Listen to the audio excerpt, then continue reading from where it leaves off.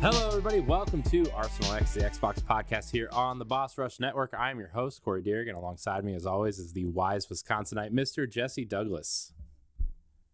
How's it going, everyone? Running Windows 11. Back from his... the big man over here. Running Windows 11. That other sexy voice you hear is the joy of Arsenal X, is Stoy Jovic. Yeah, I'm here to bring the joy. You are joy. I am the personification of joy. Like, usually when people are always around me, they always say what a joy I am to be around. Like, I'm always full of pep, always full of energy. And I'm just a very pleasant guy to be around. You know, the more you're speaking, the less I believe. Corey. I'm pleasant. I'm trying to be pleasant. Speaking of pleasant, everybody have a pleasant week. Everybody had a good week. Good week.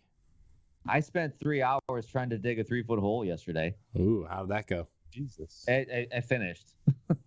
Well, that's good. All I had, it's one of those things when you're doing home projects, splurge for the machinery.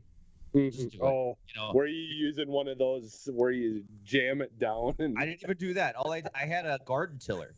Oh, okay. Because I was at the store and I was like gonna get that shovel thing, but then I saw the garden tiller and I thought, well, that I think is gonna get more work done than that damn shovel thing. It's like putting two spoons together and just what am I supposed to do with this? So like the garden tiller I thought was okay, it worked fine, but I could have gotten the metal auger machine. Yeah. I could have rented it, but I was like, nah. How long is it gonna take me to dig a 3-foot hole? I mean, it didn't take me 3 hours. I would say probably a little over an hour, but still, it was a pain in the ass. Anyway, I'm just trying to rebuild a portion of my fence, and I needed to sink a post yesterday. So probably felt like 3 hours though. I think it did. Yeah, probably felt like 6 hours. I brought my Bluetooth speaker out there, and I ended up playing like two music albums. So to me, that's like 2 hours. But, what are you talking about? Albums are only like 25 minutes these days. I know, no kidding. That's why I think like one of the albums was like, damn, I've been out here that long. The album's over already. But yeah, I think it was like a half-hour album, whatever, no big deal. So it was like one playing of Inagata Davida. Yeah, I don't even know what that is. Is that a Pearl Jam? No. Is that a Pearl Jam? The Inagata Davida song that's like 20 minutes long. This Iron Butterfly. That sounds fake. I'm shaking my head. I got nothing. I did because the only reason why I say Pearl Jam is I think Pearl Jam had a song like that. Oh, okay. And on their Vitology album, whatever. Yeah, that's like a 70s song, the Iron Butterfly. Okay.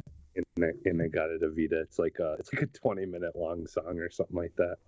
It's not Freebird or anything like that. No. Okay. Got it. Wow. I had a good week too. I was off all week. It felt real nice. Nice. Yeah. I took Thursday and Friday off because my wife went in for breast reduction surgery, and so I took off so I could stick around to help her out, and then I ended up getting a sinus infection, but I still was able to help her out and stuff, but I was sleeping basically whenever she didn't need help. So I kind of like you, Corey. I just finally today actually feel like a normal human being. Yeah. So sounds like we all had riveting weeks. Yeah. Yeah. I mean, I wasn't sick. I was just but I mean, I don't know if digging a 3-foot hole is much better than being sick. It probably is. I don't know. I think I'd rather have dug a 3-foot hole than probably sit and be sick, but whatever. Yeah. Do you at least have a Pabst? No, I don't drink Pabst. You know that. I have a very refined taste in hams. Oh yeah. So, yeah. No, it's Oktoberfest season, so I've been into a lot of the Oktoberfests and the fest beers. So it's gonna be sad when October's done and all of a sudden the liquor stores pull all their Oktoberfest beers and throw on all this like gingerbread pale ale crap that they throw on and like spicy wintry ales and just whatever. Speaking of, have you ever come to Appleton for Oktoberfest? No, never have. No. Yeah, I mean, we Yeah. got our own Oktoberfest here. Like, there's Okay. quite a few different. Like, there's the Bavarian Beer House. Milwaukee Brewing Company has an Oktoberfest festival celebration. I participated in the mug challenge last year, Oh, where basically okay. like you hold these like two big steins full of water, and you have to like stick your hands out and you have to hold it as long as possible. So I got about like halfway through my group, and then I don't know, whatever. I didn't stretch enough. Yeah, they block off like a whole mile long, or over. I think it's over a mile long stretch of College Avenue, and then it's just all like food, food things and beer, and they've Did you got guys like do it this year? Did it go on this year? The funny thing is that it's always in November.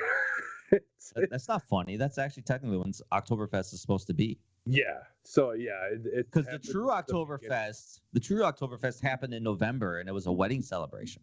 Okay. Yeah. So it always happens the first week of November, here, and yeah, and then they've got like 5 or 6 different stages with different bands playing, and yeah, it's just pure insanity. There's just so many people usually that you can barely even walk through the mile long stretch of just drinking and Drinking festivals in Wisconsin. Nothing like it. So yeah, it's Every festival revolves around drinking here. and then it always kicks off with car show where they just like all these people who have like all these kinds of fancy old and new cars like park on 50-year-old white dudes. You forgot to mention. It's all 50-year-old white dudes walking around like, that's a nice engine you got there. Yeah, let's check out this guy's engine. Yeah, nice engine. I'm going through my midlife crisis. This is man. the best thing that's ever happened to me. I bought 3 motorcycles for my midlife crisis, so I'm not one to judge. But I call things like I see it. I bought my Xbox Series X. No, I was kidding. Not a midlife crisis, Jesse. That's just being a normal human being. I don't know what I would buy for my midlife crisis because I'm not into cars or any of those kind of stereotypical things. Buy a motorcycle. It's worth it. Just don't drive like an idiot. Don't ride like an idiot. Okay. That's all I recommend. Well, I don't know what I would buy for a midlife crisis either. Probably just a giant TV, but that's also just kind of being a normal human. No. A midlife crisis is literally you going completely against the norm. You could buy a TV any day of the week, but like, yeah, maybe you go buy a motorcycle. Maybe you go buy a Corvette, or maybe you take up a brand new hobby. Like, I don't know. So in other words, people in Ohio do for hobbies. So in other words, I'll buy a treadmill. Well, I mean, that's not a bad thing. You could buy that anytime. It's not a midlife crisis, Jesse. That would go against the norm for me, okay? I don't like the things that most people in their 50s do around here. They usually wear Confederate flag t-shirts and I don't know, probably buy a whole bunch of new Klan hoods or something. I don't know. No, don't do that. Don't do that. I guess I haven't hit my midlife crisis yet because typically the midlife crisis hits between 45 and 65. So I'm not quite there yet, but maybe I was getting ahead of the curve. So it's fair. But yeah, that's at a point where so something in your life severely upsets you that you need a kind of like a real huge break from the norm. So yeah. Wow. I don't want to go through it. I'm going to close that Wikipedia page. No more mortality. No more. Speaking of break from the norm, before we get into the show, so Jesse, you're an HBO Max guy. While I was like dying on the couch for the last 2 days, I started watching Titans, the Oh, the okay. DC show. It's Have you watched it at all? Did you watch it at all? I've started it. I kind of started it late as well Mm-hmm. because I watched like the first episode. I think was free. Well, like when it was part of the DC streaming service thing Oh, that the DC they had Universe originally. service. Yeah, yeah.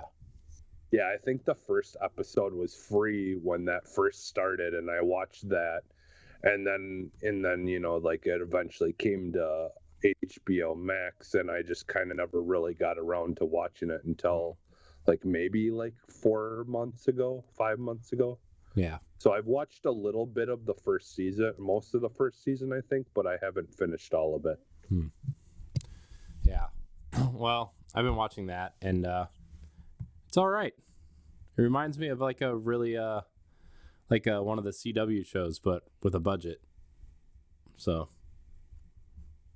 that's it. I thought maybe you watched it. I thought we were gonna have more to talk about that, but I guess we don't. So I mean, I liked it. I like it so far. Like what I've seen, I think the characters, the people that they have playing the characters do a really good job. Mm-hmm. Like I like the guy who plays Dick Grayson a lot. He's really good. Although I thought at this point Dick Grayson would have been Nightwing, but he's still Robin at the beginning of the show. Does he turn into Nightwing? Is that how it goes? Yeah, I think eventually he does. Yeah, because I mean this is like kind of like the beginning of him kind of being resentful of Batman. Mm-hmm. Like, and then because there's Nightwing, and then but actually I forget if he's technically becomes Red Hood. No, that's Jason Todd becomes Red Hood. Oh yeah. So he because I know there's so many Robins that end up becoming bad guys after dealing with Batman. Yeah. Why does this look like an angsty teen series? Oh, because it definitely is. Because it is. It's okay. All right. It's much more adult. Like it's not. It's like a hard R. Yeah, it's like an angsty R teen. Okay. Yeah, there's a lot of blood and a lot of blowing people's body parts up and stuff. And they show it. They're not afraid to show it. Like the guy who's like the one girl like murders this guy straight up by like using her power to blow up all of his organs at one time, and then all the blood comes spewing out of his mouth when he falls over. That was violent. Yeah, it's very similar to that show The Boys on Amazon, because like that show is really very, very violent.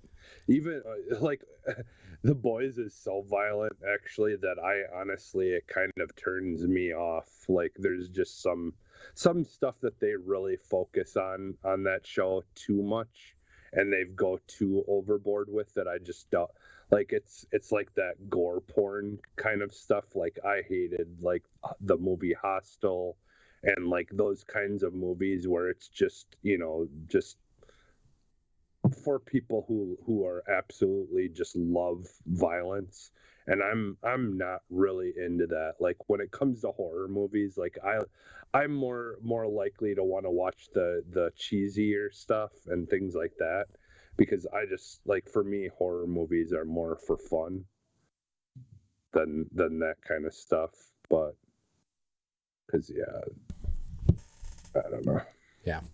Well, I guess we should get into the show now, but I just want to say that I was enjoying that show. It kind of made me want to go back and finish stuff like The Flash and Arrow and stuff, but then I was like, I don't have that kind of time. 25 episodes, an hour each. It's going to take me 5 years just to finish one of those. So anyways, this is Arsenal X, the Xbox podcast here on the Boss Rush Network, where each and every week we get together with our friends from around the internet to talk about Xbox and everything we love about it, from news, rumors, new games, Game Pass, and more.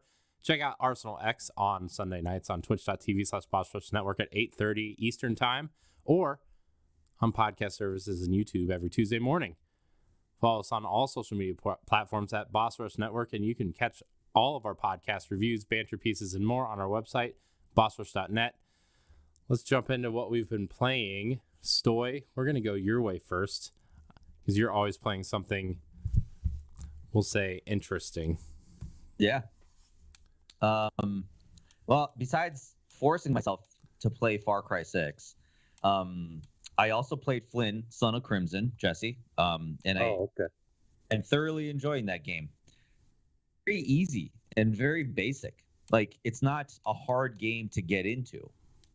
Because a lot of times with these like pixel side-scrolling games, like sometimes the difficulty level can be up a notch because it's kind of reminiscent of those, Ninja Gaiden style games of just like it's intensely hard for no reason, like it shouldn't be.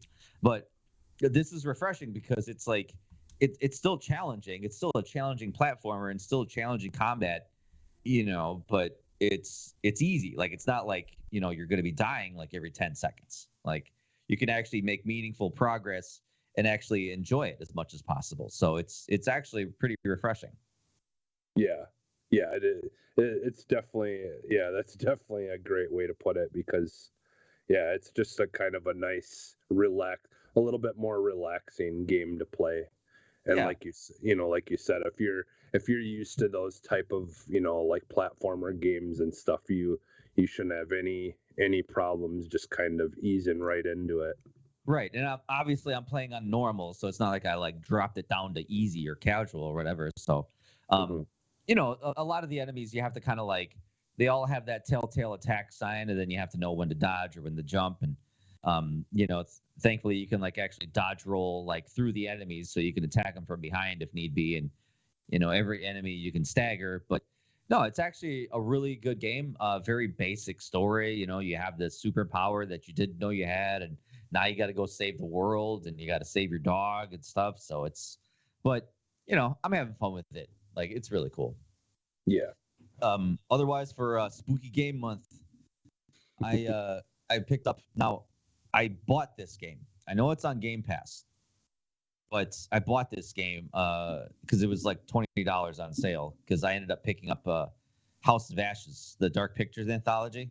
Oh, okay. So I picked up Dark Ashes this Friday, and I was like, but I haven't played the previous one, Little Hope. So I picked that one up too, and it was like $20. So I was like, whatever. I mean, like I said, I just like having physical copies of games. So I ended up knocking out a couple hours of that. And have you played Man of Medan, the first one? This is a funny thing is I own so the game this they doesn't made sound like it's going to be funny, Jesse. It sounds like it's going to be pretty sad. The PS4, they made the game on PS4 that's like my all-time favorite game that was a PlayStation exclusive. Until Dawn? Until Dawn. Yeah. And I own all of the games except for the newest one, but I haven't got around to playing them yet. That's not funny, Jesse. That's pretty sad. Because I want to play these with my wife, because the whole multiplayer stuff. I have to play this game with my wife too. She doesn't want to play it because she just likes to watch these type of games. So, and obviously since Spooky Games Month, she wanted to watch me play Visage. And after we finished the one chapter of Visage, I was like, it's probably going to be a while before I want to jump back into that again. So, but Little Hope is actually really good because Man of Medan was kind of like, it's a spooky gas type story of just spoilers if you haven't played it. Do you want me to spoil it? Yeah, it's fine. Okay, right. I'm not. It's like basically like a spooky gas that makes people hallucinate. That's okay. It. Okay. So, and it was like, I don't know if that's kind of, I don't know. It's kind of like a bummer of a game reveal at the end. But this one's got kind of like a Little Hope is a little town in Massachusetts, and it's got strong ties to like Salem witch trial type stuff. And you're a college professor and a group of college kids. Like, your bus is driving through the dark, and all of a sudden crashes, and of course you end up going to you get off the bus, and then you end up wandering into this town, Little Hope, aka Silent Hill, because it's very reminiscent of Silent Hill because everything is foggy and crazy ghosts, and you're seeing shit in the dark and whatever. But what I love about this developer, Supermassive Games, they do such a good job of really crafting a good story, and like the choices you make matter. but not only like the choices, the relationships you make with the other characters, because you'll have now I'm going to say none of these characters have any redeeming qualities. They're all jerks. They're all idiots. None of them are really likable except maybe one guy. But like, it's like I don't care if everybody dies. It don't matter to me. But um they yeah, they all have their own little like kind of personality traits. And in order for you to get out of this town, to get out of this, haunted town, and not only that, not only get out, but to find out what happened, like why you're seeing ghosts and why you're seeing a crazy little girl running around in the dark and whatever. Um, you have to kind of work together and you have to kind of appeal to each other's personalities. So like, there's the awkward boyfriend girlfriend couple. Like the one girl thinks like, you could think to yourself like to this guy like, hey, we're not really boyfriend girlfriend. We're just kind of messing around, and he could get really butthurt by it. Or you could kind of play along with him just so he can kind of like think to himself like, yeah, I got a girlfriend. And then you got this old lady who's just like kind of very high and mighty, but she's also really nervous about everything. So you have to appeal to her senses a little bit. And then you got your college professor who's a real dick, but he's the leader of the group. And you have to appeal to that sense of him that whenever he makes a decision, you have to kind of back him up or kind of pump him in the chest a bit. Like, hey, man, you're leading this group, so you should be making some big decisions. And depending on the relationship, sometimes like, this person could die or this person could make a completely different decision that, maybe if you'd have treated that person differently, they would have made another different decision. So it's really unique. Like it's one of those things that it's like you could play this game multiple playthroughs and get different outcomes. It's pretty cool. Nice. Yeah, I do want to get to all those games eventually here because that's kind of my I love that kind of stuff, and they do such a good job of it. They really do. I'm glad you guys are here to play these games because I am not. Okay. Well, Pass. it's Spooky Games Month. A Spooky Games Month only happens once a year, Corey. So I know. Celebrate it. I know. So no, but yeah, it's actually like kind of genuinely spooky. Like Man of Medan wasn't necessarily that spooky to me. Like it was just like, oh, you're in a derelict ship, like whatever, and just small dark corridors. But this is kind of like unsettling in a way, and in a lot of certain moments. And there's some decent jump scares that really kind of make you go, But yeah, like I said, the characters are not likable, but I think they grow on you over time. Like they're growing on me to the point where it's like, ugh, I have to save this person. Ugh, fine, but you have to you really got to make like kind of like split second decisions that kind of make sense. And there was one scene I played recently. I'm not going to spoil it, but it was like you made the difference between trying to save two people, and you really. It wasn't like, I mean, one person died if you save this person, but there was one correct answer to save both of them. So I'm going to leave you with just that. There is only one correct answer to save both of them. And I'm just going to leave it at that. Because I found out, because I was like, it sounds like I need to make this decision. I need to make this decision because of what was happening in the scene. So like I made the decision and it ended up working out. So then I turned to my wife. I was like, I think if I'd have made the other decision, it wouldn't have ended good. So yeah. That's fun. But it's always fun. If you get to that point, I think you'll know what I'm talking about, and anybody listening out there will be like, I know that scene. I know what I'm talking about. So, but yeah, I'm a couple hours in, and it's really good. Like the kind of like the mystery of it. You get transported back in time to a particular witch trial that happens, and interestingly enough, like the characters that you're playing as now are the same characters from the backstory. So like every like time transported storyline you see, it's with those same characters. So it's kind of crazy like how they jump timelines, and it's the same people. But I'm pretty sure there's a really good reason for it. I just don't know it yet. But yeah. So otherwise, like I said, Far Cry 6. Woohoo. Yeah, it doesn't sound like a woohoo. I mean, it's fine. It's fine. Like, it's just, to use your words exactly, Corey, it's fine. It's not terrible, but it's not great either. It's fine. You know, it's fun to run around. It's fun to shoot. I got my little dog Chorizo now. I got the little wheelchair bound dog. So he's a cute little fucker. You know, he just distracts people. That's his shtick. So like he'll run around and run up to an enemy, and the enemy will be shooting at you. Like, oh, look at the little puppy, and then you just blast him and brain him in the head. It's great. The dog's like and runs away. So, but I was talking about it with the EXP cast guys earlier today, how it's like when that dog all of a sudden goes down and you have to revive your animal, whatever, everything stops.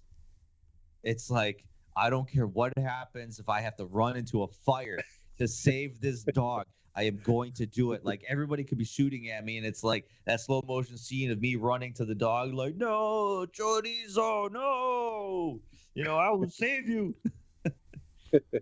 And it's like that meme. It's like that meme that, I don't know if you know the one of the big guy, the big knight taking all the arrows and the little guy and, you know, underneath him. You know what I'm talking about? Yeah. So that's me saving Chorizo, because I'm like taking in all these like rocket blasts and like gunfire and everything, and Chorizo's safe because of me. Yeah. When shit goes crazy in that game, it goes crazy. And in this game, it does, man. Like, the one thing I learned is don't linger. Get what you need to get done in an area, whether you're in a base or in a stronghold or whatever. Get what you need to get done and get the hell out of there. Don't hang around, because the more you hang around, the more enemies start spawning. And then they have like these special forces that come in. They come in with helicopters. They come in with tanks. They come in with armored soldiers, man. Just get out of there. Get what you need to do and go. That's it. Yeah. So. Yeah, and until you have weapons that, you know, have the ammunition that can actually take out the helicopters. And because there's a helicopter every 10 seconds in this game. Like, if you go into a stronghold and like the alarm goes off, 2 seconds later, I shit you not, 2 seconds later, a freaking helicopter comes in. Like, what are you doing? Like, sitting in the sky, like, oh boy, I hope someone trips an alarm today. Like, it's crazy how fast this response time is. Like, come on. Dude, you know? It's the same thing. It's a Ubisoft thing, because the same freaking stuff happened in Breakpoint, Ghost Recon Breakpoint. Anytime like you tripped an alarm, all these like hunter killer drones and helicopters come in out of nowhere within seconds. Like, what the hell? Yeah, and I like that. The first time that had happened, I was like, other than the backpack that does the special, like the rocket launcher thing, where it just launches. I forget I have that. I forget I have that sometimes. Because it's like, man, I'm running around trying to like use a turret gun to like take out these helicopters, and I was like, wait a minute, I got a backpack full of rockets. Why the fuck don't I use that? Sure enough. Yeah, but then it's still on a cooldown. So like a lot of times you'll run into one where you don't have that readied, and so like I had the other day I was playing it and I had just a perfectly timed EMP grenade that I threw, and it knocked the power out of the helicopter, and it fell down to the ground. Cool. Yeah, so I have to kind of remind myself next time I jump into it, which I don't know when that's going to happen, because Guardians of the Galaxy comes out this week, and I picked up I haven't played it yet, but I picked up like WRC 10 racing game, and you know, man, I'm not gonna have time to like play Far Cry 6. I think this is gonna like get tossed aside, and I'll probably never play it for a while. This is like every Assassin's Creed game for me, where I know I like playing Assassin's Creed, but like just the time of year it comes out, it's like, man, this is like I'll get to you when you go on sale inevitably in 3 months for like half price. No kidding. Yeah, I felt that way with Valhalla, man. I love the hell out of the game when that came out, and I still do to a point, but Ubisoft just like puts in filler. You don't need to put in filler. See, just make a good game. What I played of Valhalla, I actually didn't care for, because I played so much Odyssey. Yeah. Even leading into Valhalla, because I wanted to finish it. Which spoilers, I still haven't finished Odyssey, because too big. Well, I was gonna say, did you get at least one ending? Because there's No. 3 stupid endings to this No, game. there's more than that now with the DLC. Like the DLC leads directly the into Atlantis. Valhalla. Yeah. So like the Atlantis stuff. I watched a video playthrough of the endings, so I know all the endings of Odyssey. So yeah. anyway, go on. Shout out to Hypecaster in the chat. He says $4.99 is the purchase price. For Valhalla right now? I love Antonio. Antonio, come on the show soon. We love you. Yeah. Anyways, what were we at? I was just complaining about Ubisoft, how they just cram in a bunch of like crap you don't need in your games. Yeah, and I know we talked a lot already about how we feel like they have an identity crisis at this point. Yeah, because when they came out with what was it, Farpoint or Ghost Recon, whatever, Ghost Recon Fortnite, like something stupid, like that. And it's like, hey, this is what you guys wanted, right? And the entire fan base is like, no, none of us said we wanted this. We've actually vehemently opposed this game. We've told you numerous times. Frontline, whatever. I don't care. Yeah. Ubisoft is like, wait a minute. To be fair, so you don't want this? To be fair, I have both of the last 2 Ghost Recon games, and I played like 2 hours of Wildlands, and I wanted to like it, and I didn't. Yeah. And then I loved Wildlands.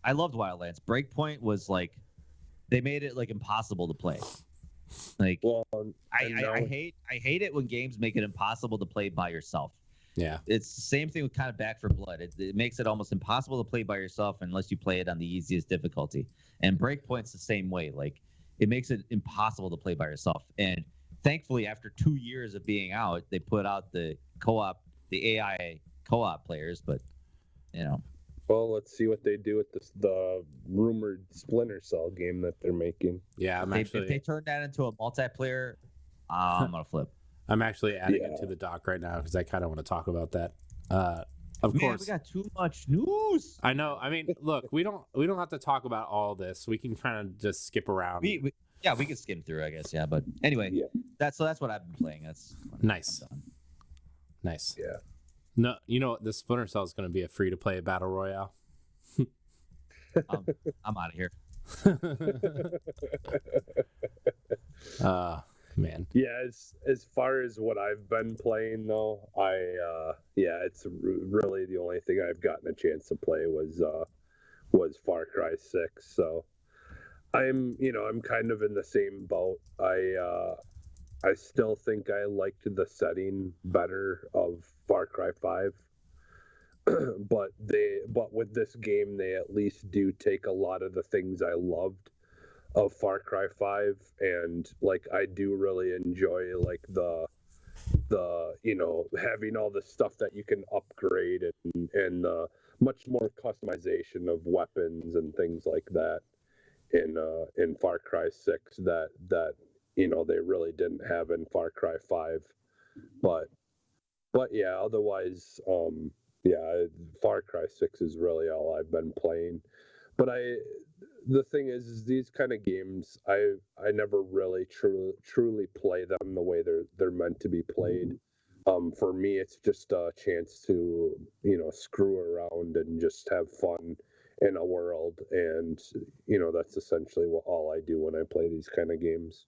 I think that's actually how they mean for you to play the game. Like honestly, those open world sandbox games are meant for that kind of gameplay. Like I don't like that. I like to be as direct as possible. Yeah. If they'd have turned Far Cry, because the first Far Cry was very linear. If they'd have kind of turned Far Cry back to that to be a little bit more linear gameplay, I probably would love it more. But whatever. I'm in the minority.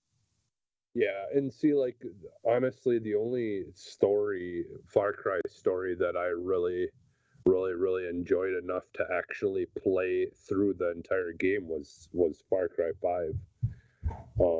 Did you like Far Cry 5 better than 6? Yeah, I mean most I like the setting a little bit more. Like I don't mind the setting in this, but like I tried after finishing 5 though, I tried going to 4, and it's just like so much stuff that was in 4 got improved in 5, like as far as mechanics go, and so it was really hard for me to go back to 4. But I do feel like 6 is a really, really good upgrade to some of those mechanics that were in 5. And like I was saying before you came back there, I like the amount of customization, and but it's a little tedious though, the collecting of stuff to be able to get to the point of making these parts for your guns and things like that I'm Yeah. not a big fan of. Like I wish like they would do the whole like Call of Duty kind of thing where once you made a certain sight, that sight could go on any of the guns that you have, kind of thing. Mhm. Or even just made them part of those the FND boxes or whatever that you find throughout the map that Yeah, that have like you open up an FND box and it's gunpowder.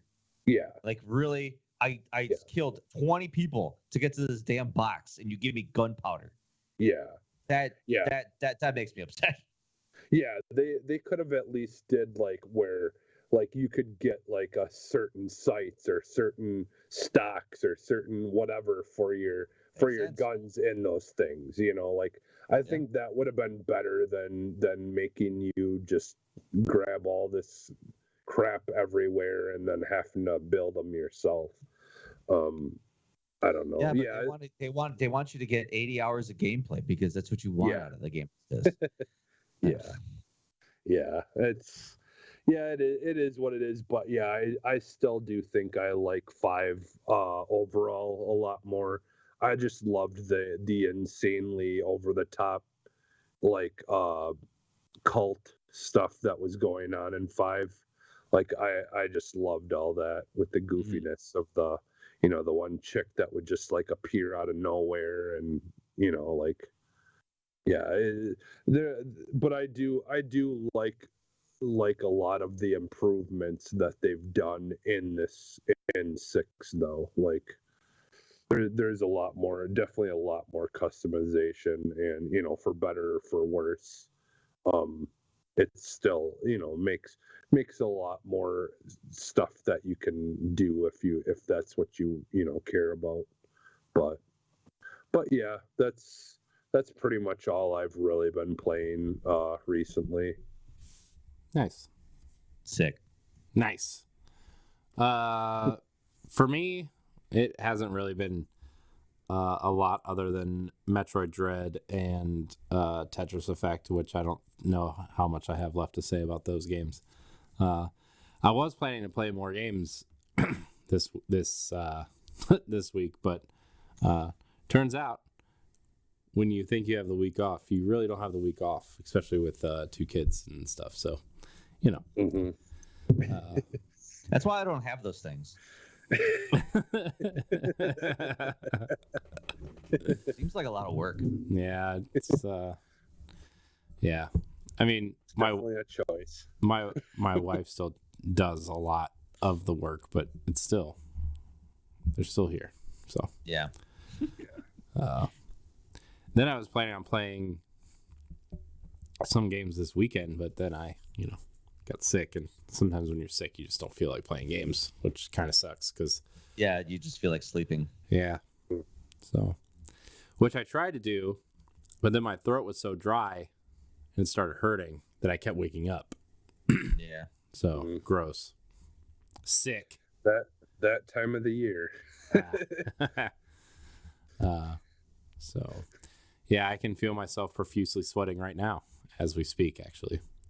So okay, so we're gonna get into the news, but before we get into the real news, just found out that Halo Infinite is going to have a campaign reveal tomorrow morning at 6 a.m. Pacific time. So Yeah, I saw that pop through my YouTube. yeah, so Yeah. 9 a.m. Eastern.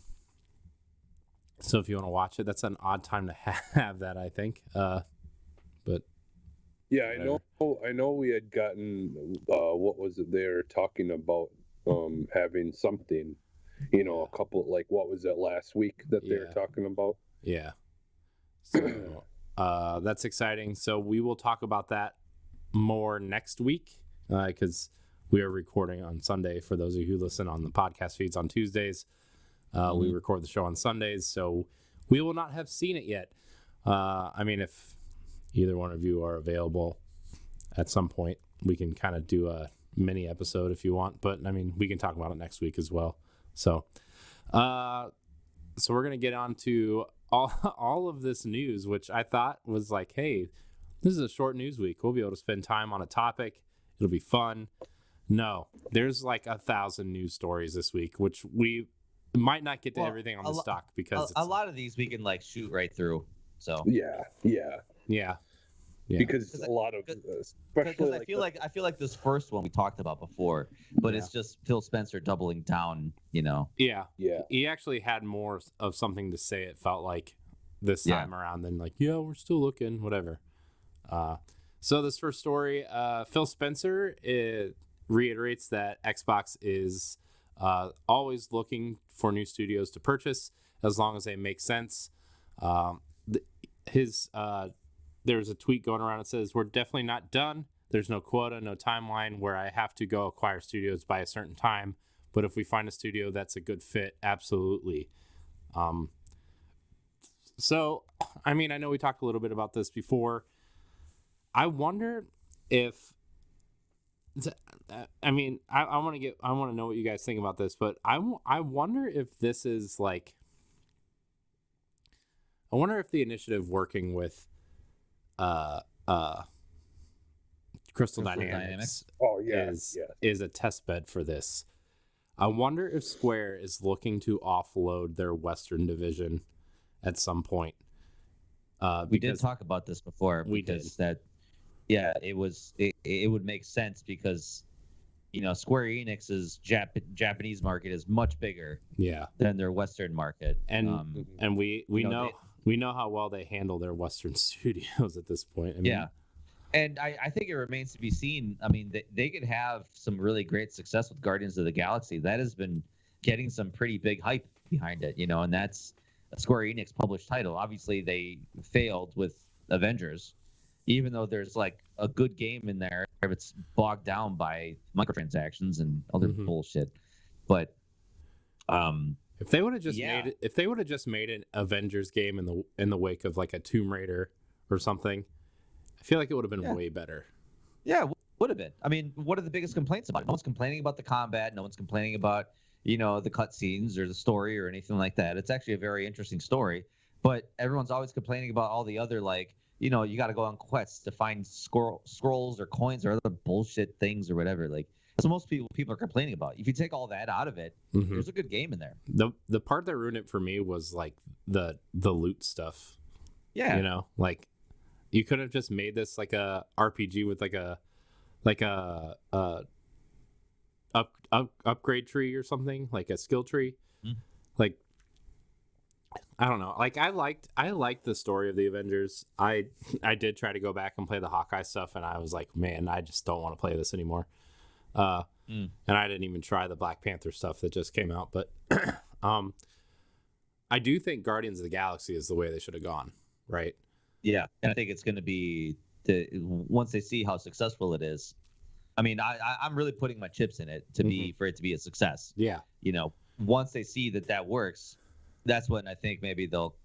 It's funny because there's a lot of these game developers that think like multiplayer and like big large ecosystems are the way to go, but everybody tried and true single player games are what people kind of want more sometimes. Well, everybody either wants a piece of the Destiny pie or everybody wants a piece of the Fortnite pie, right? And there's only so much room to go around, right? I think especially with the way that Avengers went, right? The closest success that anybody's had to Destiny was probably the Division, right? Like that first game. Very short time. Yeah. Very short time because Destiny 2 or Division 2 kind of, that lost players within the first couple months. Yeah, I remember there was that rumor that they were going to cancel all the bonus content for that and stuff, and then they doubled down and like, no, we're going to at least finish this War Zone of New York or whatever expansion, and now they're making the free to play one, which is also coming. God, Ubisoft has a ton of free-to-play games coming. That's like really questionable. Because that's gonna make them more money. Yeah. See, Is it though? Because they put out Hyperscape and that game died on the vine. Like nobody talked about it after that initial beta that all the streamers were playing. That's true. Yeah.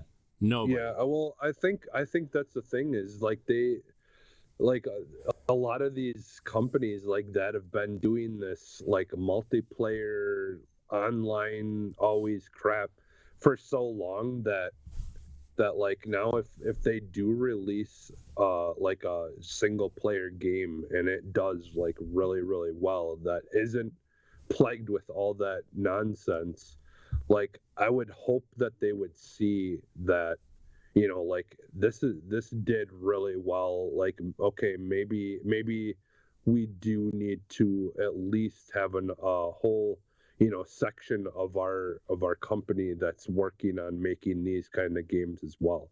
See, and that's the problem, because you could make a single player game, but then there's always that fear it's going to turn into the next Cyberpunk, because Cyberpunk is that full-fledged single player that they spent millions and millions and millions of dollars on, and it came out to a colossal failure. They say it made money for them on paper, but we all know that the ecosystem doesn't treat it that way. Like, that game is universally panned. PC owner. The problem is the games are way too expensive to make now, and the only way to make your money back is to try to hit one of these, always online things and nickel and dime everybody, or be a first party studio, suck it up and make your 30% off of every other game sold on your store.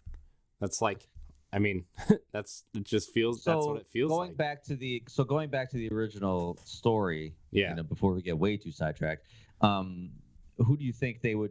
Are you thinking it's going to be a Square Enix studio that they'll pick up? I think they'll try to. I think they'll try to purchase Crystal Dynamics and Eidos Montreal. Yeah, it would be cool to see another Deus Ex. Yeah, it really would.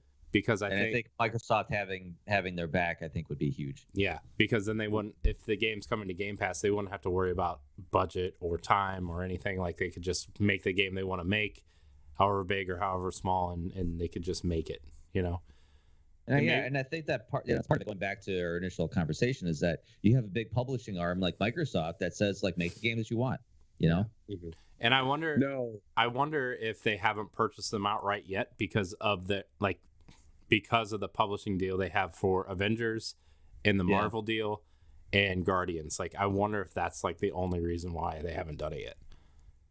Well, my thing too is I wonder like would Microsoft also though try to, if they did that, like try to make some kind of deal to buy like the Tomb Raider. Well, I mean, they already tried that. They would I feel like they would have to, right? Like, what's a Japanese studio gonna do with Tomb Raider, right? I mean, no offense, but like their Japanese studios are making JRPGs and like Dragon Quest, Final Fantasy, smaller games like Octopath Traveler and Triangle Strategy and stuff. Like, what are they gonna do with Tomb Raider in that scenario, right? Wow. It looks great. I love the name of that game. I'm sorry. That game looks great, but the stupid name. It's a stupid Triangle Strategy. Wow. But like, what are those studios going to do with the Tomb Raider franchise? Like, I feel like these studios are worth more with the IP than, because I feel like Square would definitely get more money if they sold the IP with these studios. Mm-hmm. So I don't know. That's my take. But I mean, do you think Microsoft's trying to overachieve here by purchasing more studios? I think the comment of them saying there's no quota and no timeline. So I think they basically pumped the brakes to say, okay, all right, let's chill out a bit. Let's kind of see what these studios that we've acquired have already done, but then like keep our ears open just in case if something else kind of comes through the cracks, or we approach some other studio and we have a good relationship with, and then maybe it kind of organically comes to pass where okay, we'll pick you up as a kind of like an in-house studio. So I don't think we're going to see anything announced probably for a very long time. Like I said, I really don't think it's going to be happening like over the horizon, like within the next month or two, that they're going to come out to say like, "Hey, we just picked up Crystal Dynamics," you know. Yeah, I mean it's definitely they've been very strategic about like who they pick and choose, and like like he kind of said, there's got to be a reason for it, and Especially I think now. like because yeah, like Microsoft has the kind of money where they could just literally go out and just buy whatever, but that's not really what it's about for them. They know that they have needs and things that they're lacking in, and if they can, find something that can kind of fill that position, and it makes sense for them, they'll do it. But like, yeah, I mean, they've kind of, even though they have money, they're not, they're not just trying to throw it everywhere Right. Yeah, like for they sure. like they could. They definitely could do that, but Yeah, Okay, we were supposed Well- to go through these news stories quicker. I know. Speaking of, It never happens with us. God. I mean, I think these first few we can deep dive, but there's some on here we can just skim through, right? So, speaking of on the horizon, spoilers, All right. guys. Digital Foundry thinks that Forza Horizon 5 looks great on Xbox Series X. Listen, I didn't need Digital Foundry to tell me that. I mean, Like seeing those E3 gameplay trailers, dude. Okay, thanks Digital Foundry for doing what you're doing, but I didn't need to be told that. all I'm saying is that there's this orange car that falls out of the back of an airplane, and you just Yeah. start driving, which is really cool. That's all I'm saying. I'm really excited for Forza Horizon, guys. I don't really have a lot to say about it anymore, really. I'm just really excited to play this game. It's been a while since I have been into a racing game. Horizon is usually the game that I'm aim for. I think this one looks awesome. Oh yeah, just a level of polish and detail in the environments and stuff. Because I tend to like, especially in the Horizon games, because there's always so much to look at and so much detail in the environments that I tend to waver in like what I'm looking at, and like, oh man, look at that shit, look at that sunlight over there, that's fucking beautiful, man. Like, and then all of a sudden, like, look at the mountains up there, wow, Or look like, at that, and then I'm like crashing into things. There's a volcano with lava that you Look can at that lava, race man. by. All of a sudden you fall into the lava because you're looking at it. well, and like what these games always do, like great, that has the whole online thing, but you don't technically need to be playing multiplayer, is I love when games are really good about doing the competition with friends stuff. Like the more We're going there.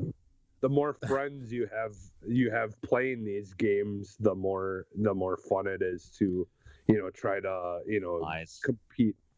Because Well, like they still do that thing where like they try to emulate the way your friends drive, right? And even if your friends aren't driving online, cars. yeah. Yeah. Gosh, remember all these dumb names we thought were stupid, but now they make so much sense. Drivatars was one of them. It was definitely one of them. Yeah, it really doesn't make sense. Thankfully, you can actually turn that feature off. Yeah. So, because I had that string in Forza Motorsport. I forget which one, but a lot of my friends drive like assholes. Yeah. And I'm pretty all sure of it a was sudden, like, I'm pretty sure it was like 5. Whatever the first one for Xbox One was. yeah, I think it was. Yeah, the first or second one. But yeah, I remember just like all my friends drive like jerks, and that showed up in my tournaments and my cups that I would participate in. And I'd be like, man, this is stupid. So once I turned that feature off and just played as the computer AI, it improved the gameplay dramatically. Mm-hmm. So yeah.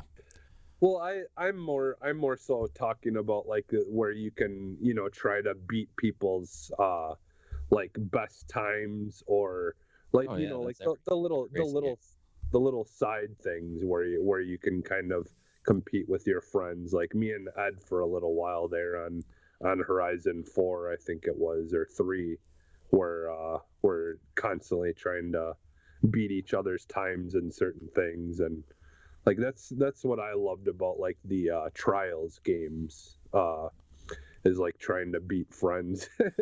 The more friends I had playing those games, the more fun it was to try to compete with some of those times and stuff like that. Yeah, so going back to kind of like what Digital Foundry said, they've kind of obviously they recommend. Typically, it's hard to recommend anything other than 60 frames per second or better. But the sense is that Playground Games has finally honed the 30 frames a second quality mode to the point where it's actually very different to choose between the two. So, sometimes you could definitely tell the difference. Like you can see the quality is bumped high, but the frame rate is very low. 30 frames a second to accommodate that quality. Right, because you like for Forza Horizon 4, you like if you were taking screenshots or whatever, you definitely bump it up to what is it? Quality mode, yeah, high quality, and you would get like all of the textures and everything, and then you would just race on performance mode, and which still look great, but it just like there's a different quality of the graphics, but the 60 frames is so much nicer. But like, sorry, I didn't mean to cut you off. You go ahead. Sorry. Oh no, but that's fine. That all kind of like ties into it because, like a lot of times with 30 frames a second, like the frame rate will kind of dip because the quality's tried to load in, the textures are trying to load in. Whereas 60 frames a second, you don't notice the lower texture resolution because you're flying at such like a kind of like a good clip. But they kind of said it's remarkable that both high performance and both high quality modes in this game are actually pretty stellar. So whatever you prefer, if you prefer good resolution or just good frame rate, I think you're going to have a great gameplay experience regardless. Yeah. Well, and if your monitor TV supports the variable refresh rate stuff, like that always helps too. So yeah, I imagine this is going to be 120 frames a second right out the gate. I would imagine there's probably going to have a version of it, that runs that. Yeah, because this article on Pure Xbox doesn't really say if it does or not, but it's okay. I think they said it could run at 1080p and 120. Yeah. And then it's like 1440p at 60 and then 4K at 30, I think is what they said originally. I'm excited for this. I'm also excited. Stoy, we're going to have a lot to talk about next week. Yeah, we are, man. Because I'm going to play this. I want to play Guardians. It's going to be a good time. Well, this game doesn't come out for another couple weeks, so you'll at least have a good contingent of time to play Guardians. But yeah, I know. Yeah. But, I keep getting. What is it? The 18th that it comes out? November 9th. Or 9th. Yeah, 9th. Yeah. So cool. Speaking of games that aren't coming out for a while, our next story is from Video Games Chronicle. A decade later, Ubisoft has finally greenlit a new Splinter Cell, sources claim. There's not really a lot of info here. It's just kind of, going through what Splinter Cell is. But what do you guys want from a new Splinter Cell game? That's exciting, I think, to some people, right? You guys play Blacklist at all? Yeah, I like Blacklist. I played it on the Wii U. It kind of rebooted the franchise a little bit because like they saw Sam Fisher as kind of like the, not evolving. Just Sam Fisher is always Sam Fisher. Yeah. And that's how they wanted to treat it because like we saw Sam Fisher grow between like the first three and then Splinter Cell Conviction, where he's like kind of like the grizzled old guy that just kind of is just like the bitter old man kind of thing, to where Blacklist kind of rebooted it to be like, okay, let's make him a little bit younger and a little bit fresher take on the whole story thing. But you think this is a reboot or you think this is a continuation? I think this should be a reboot. I mean, if enough time has gone by, there's a good contingent of people that don't know what the hell Splinter Cell is. I know, because it's been when did Blacklist come out? 2013, I want to say. It over 10 years ago. I would imagine. Because we didn't have one. We didn't have a new one during the Xbox One at all. No, right? But it came out. It came out the year that those consoles came out, because I bought it on the Wii U. I bought it on the Wii U too. And it came out, it did come out 2013. Okay. So. Yeah. So almost 10 years old.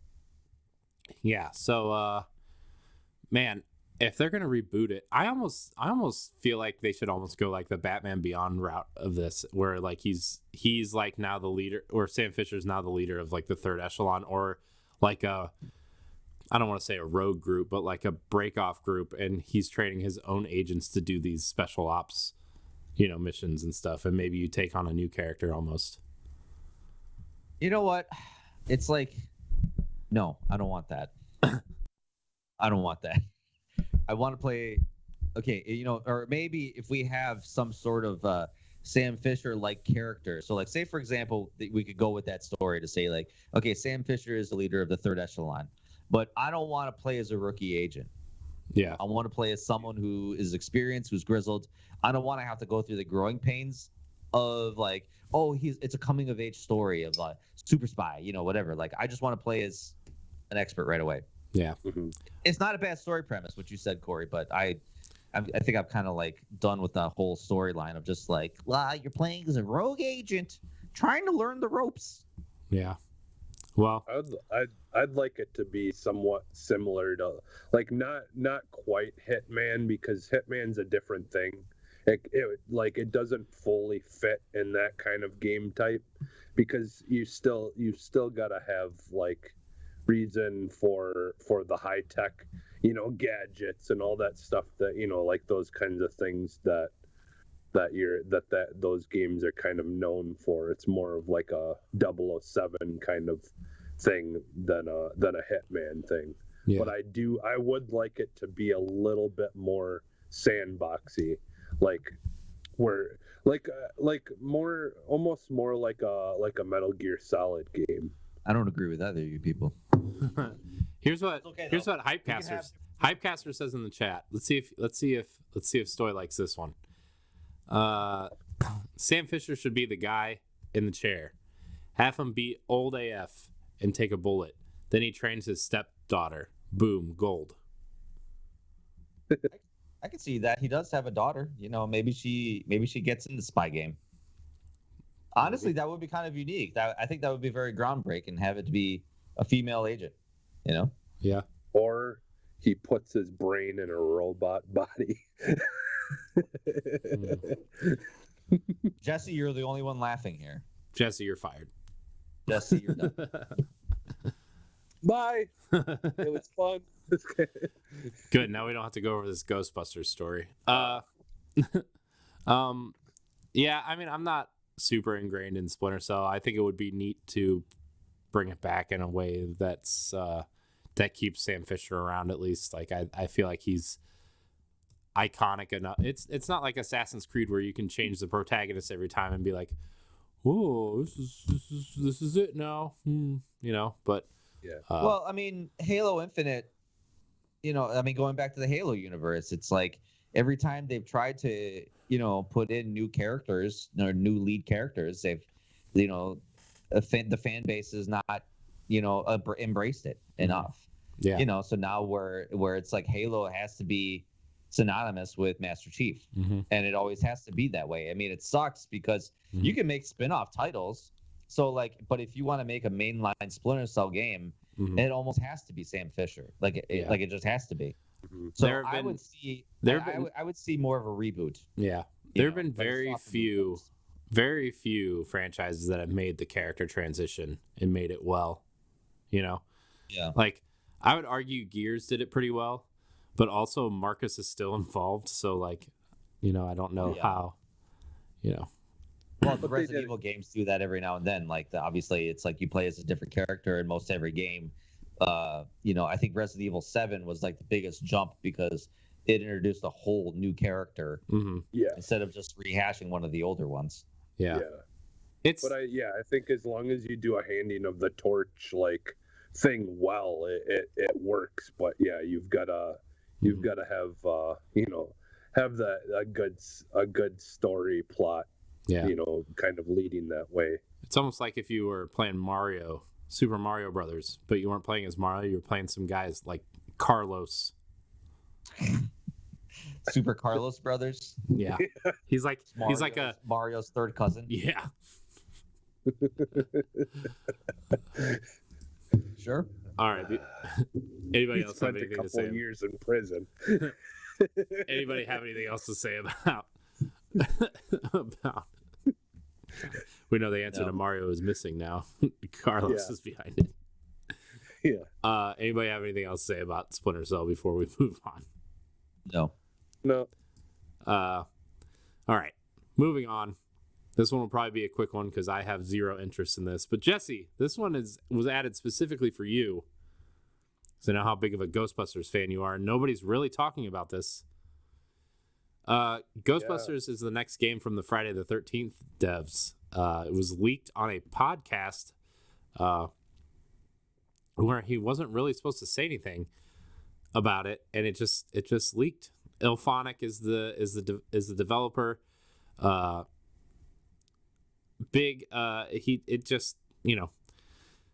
Ghostbusters as I guess would be what, a 4 or 5v1 type game, the way that Friday the 13th and Predator were. That's the thing, is like, I kind of hope this would be more like Back for Blood, like where you can do the you play with friends online type of thing, but you have like an actual story plot that you're going through, like Back for Blood, and you have ghosts and all that stuff that are kind of coming at you, and you've got to work together to try to clear the hordes of ghosts and stuff out as you're progressing through the story. Like, that's kind of what I hope it ends up being. Mm-hmm. But unfortunately, I mean, the people who are doing it, that's not what they're known for. They're known for doing the 4v1 or whatever.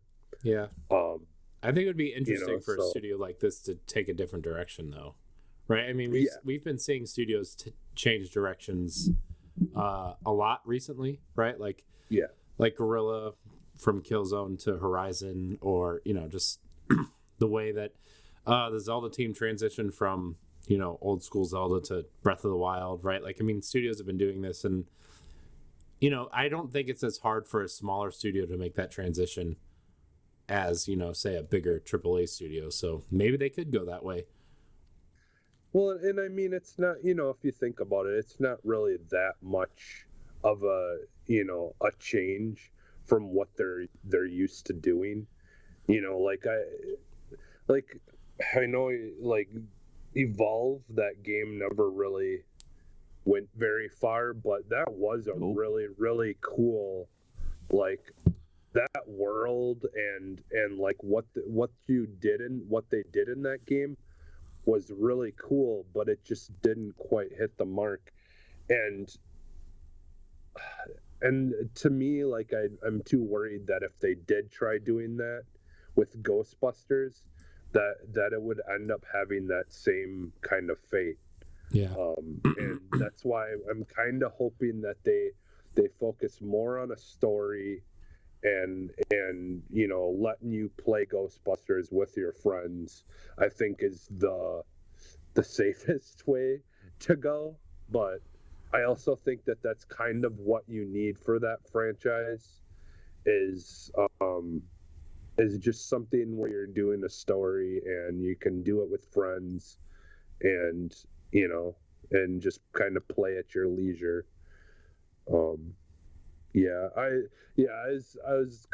I was excited and worried at the same time when they announced this, because, like, I remember the last Ghostbuster game they made.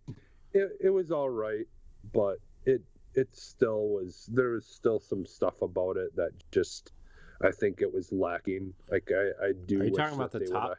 Are you talking about the top-down one that they did, or are you talking about the one that came out? The first person. The one that the third person or whatever. Oh, the one that was kind of like recently. Yeah. Okay. Yeah. Yeah. I mean, that one, they did a really good job with the story wise. It was an actual canon to the original movies, I should say. But it lacked some of that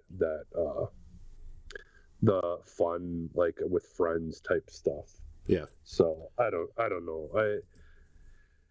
I guess we'll see if it ends up being true. That's all I can really honestly say at this point, is we'll see. But I do hope that they figure it out, because we really haven't had a really, really good Ghostbuster game yet. So, Stoy, you have anything to say about this? Ghostbusters is a dead franchise and needs to stay dead. Hmm. Listen, I love the Ghostbusters franchise. I love the first two movies. Yeah. I grew up watching them, loved them to death. I had all the figures. Peter Venkman naturally is my favorite Ghostbuster. I don't, you can imagine why, but it's one of those things that the Ghostbusters was a product of the '80s and early '90s, and if you try to kind of take that magic to the current generation now, it's not going to translate. It's not going to, new audiences are not going to latch on to this. This is something for us. You don't think that new movie is going to do anything for this? The new movie is going to be doing good, but compare that movie to the original too. It's widely different. I mean, the new Ghostbusters movie is going to appeal to those Stranger Things audience, and that's where Ghostbusters should go. So if they're going to make a new Ghostbusters game, they need to kind of abandon that old Ghostbusters look and style of it and adopt this new generation of Ghostbusters fans. So Hypecaster's mad at me. I'm sorry, Hypecaster. I see him. Well, so this is the thing, like there is so, like, I don't know if they consider it canon. I personally, like, I just love Ghostbusters in general, so like anything, I love it too. Like I said, I love it too, but it needs to stay in that era. It needs to stay in that era, and that's the reason why we haven't seen anything new from the Back to the Future franchise. I love to death the Back to the Future franchise. It doesn't need to come back. It doesn't. It needs to stay where it is. I think it's kind of, though, that the same thing that like Star Wars has run into, where I think it does fine if you actually move forward and you abandon the old characters and you make new characters. Like, they had such a great cast in the Extreme Ghostbusters cartoon, like that cast that they had in that new version. They had a girl in it that was really, like, the girl character was actually super interesting, and like it was some of the old original characters, were helping these new kids out of college, become the new, take the place of the originals. And I think if they would have stuck with that moving forward into the movies and actually went with the Extreme Ghostbuster route, I think it would have been we would have already been to a point of where we would have been getting like good movies and have, good stuff that's new, that's abandoned, like not completely, but like Gears of War has kind of been that passing of the torch, and we'd be able to be in a whole, new era with new characters, and if they did it right, I would still enjoy the movies and still enjoy it, even though it's not the original characters that I grew up with. Because I know I'm rare in that sense that I don't mind change when it comes to things sometimes, as long as it's done right. But like, I don't know, like I've been wanting new characters for the Ghostbusters for a long time now. Like, I'm like Star Wars, I'm done with the old characters. Those movies were great, and they did what they needed to do, but I'm ready for a new group of characters and to learn about one. It was the all-female Ghostbusters team. How'd you like that one?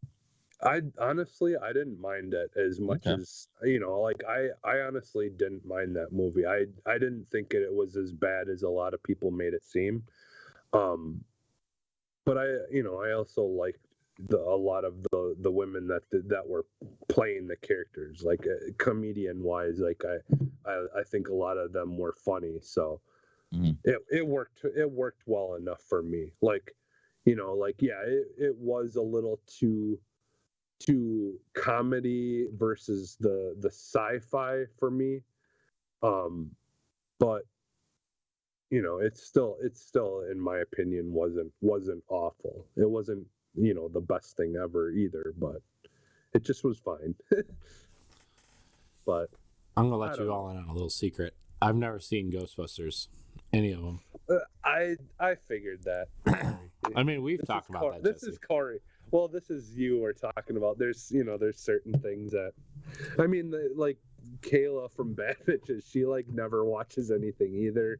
Like, there's just some people who just, I mean, that's just not their thing. Like I'm getting more and more that way though now, where TV shows are so good nowadays that I don't even care about. I don't pay attention to movies. Yeah. Because like the shows are just so much better. Yeah, I mean, well, we can talk about it later. I saw the new 007 movie last week. It was like really refreshing to watch something that wasn't like superheroes or like, I get what you would say, like nerd culture-y type stuff, which don't get me wrong, I like all that stuff. It's just like, it's really refreshing to see this and not see people just crushing everybody's dreams from the 1980s in one tweet, like it was. So yeah. Man, Hypecaster's really mad at me now. Yeah, he's mad at both of us. But no, like I said, I mean, just to put this nail in the coffin. I mean, whatever. I already said my piece. Never mind. Let's just move on. Moving on. Speaking of nails in the coffin. So the next few stories we're just going to blow through because, well, there's not really much to say. Activision Blizzard has renamed Overwatch's McCree character to Cole Cassidy. The official tweet says, the first thing a renegade loses is their name, and this one gave up his a long time ago. Running from his past meant running from himself, and each passing year only widened the divide between who he had been and what he had become. But in every cowboy's life, there comes a time when he has to stop and make a stand. To make this new Overwatch better, to make things right, he had to be honest with his team and himself. The cowboy he was rode into the sunset, and Cole Cassidy faced the world at dawn. So, I mean, I know this Activision Blizzard lawsuit stuff is still going on, and I know like the team can only do so much, right? I think this was probably an important change. I know the internet's probably going to rip it apart because, just take him out of the game or, whatever. But I think this is something that had to be done, and I think that they made the right choice. Listen, you're damned if you do, and you're damned if you do. So, like, it's just whatever. This is the best outcome. Yeah. This is the best thing that needed to get done because there's probably a lot of people that use this character. So if you'd have just blatantly took him out of a game because he was named after an ex studio developer, like, that would have pissed off people. So whatever. Yeah. Deal with the name change. Get over it.